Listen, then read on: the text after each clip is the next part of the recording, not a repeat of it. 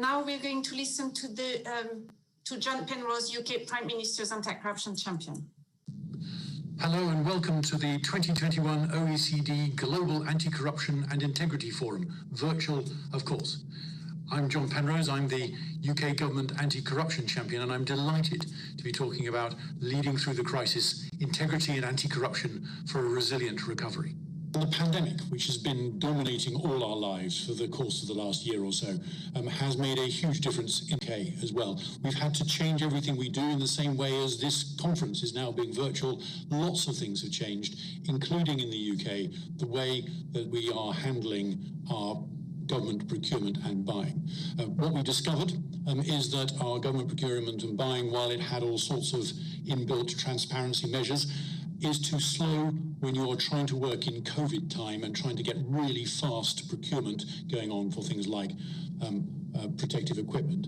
And therefore what we've discovered is that we need to come up with a process which is much faster, which is more transparent by design, which is more digital, and which therefore has inbuilt controls and much greater scrutiny to provide that speed, while at the same time delivering the anti-corruption measures that we all regard as important. What we're doing, therefore, there's been a government paper just published setting out the new course, setting out the new process. And as far as I'm concerned, it delivers, or it will deliver, on all those things that I've just described, but it can't come soon enough, because what we, and I think many other countries, have discovered is that when the chips are down, when there's a pandemic on, you absolutely have to move at enormous speed, and any shortcomings, any weaknesses in your procurement processes will be cruelly exposed if you're not very careful. It's not just, of course, procurement. There are other things which will happen now that the pandemic is, well, there's an end in sight to the pandemic with the vaccination programs now underway. There will be huge government programs for economic relaunch and economic recovery, and that will mean an increase in government spending, and if you are a member of an organised crime gang, that creates fresh opportunities for you as well. So we will, all of us, have to be incredibly vigilant. I don't think this is so much of a problem in the UK, but we cannot afford to relax, because there will be threats and we will have to face them very, very carefully.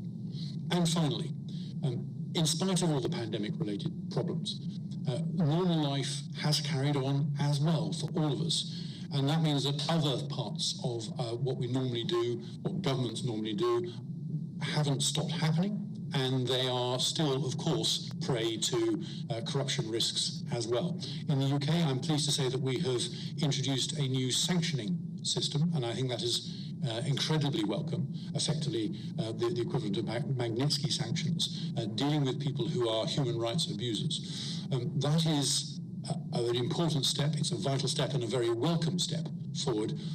But what I want us to go further too, and I'm pleased to say the government is about to start rolling out a broader approach to people who are not just human rights abusers, but are just fundamentally corrupt for other reasons, for example, because they are organised criminals of one kind or another, and we're going to start sanctioning them during the course, I hope, later of this year as well.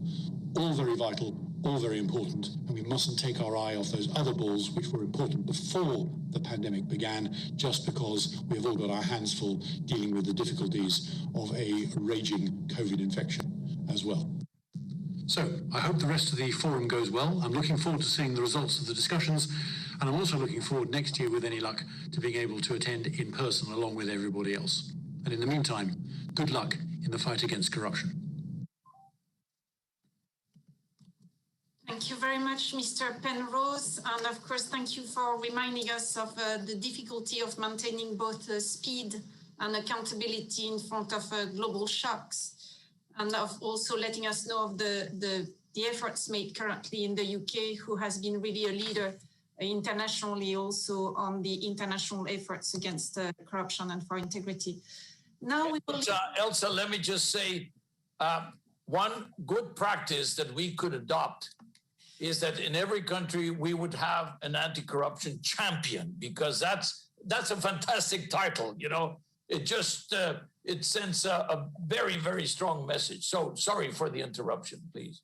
Absolutely, very good point, Secretary General.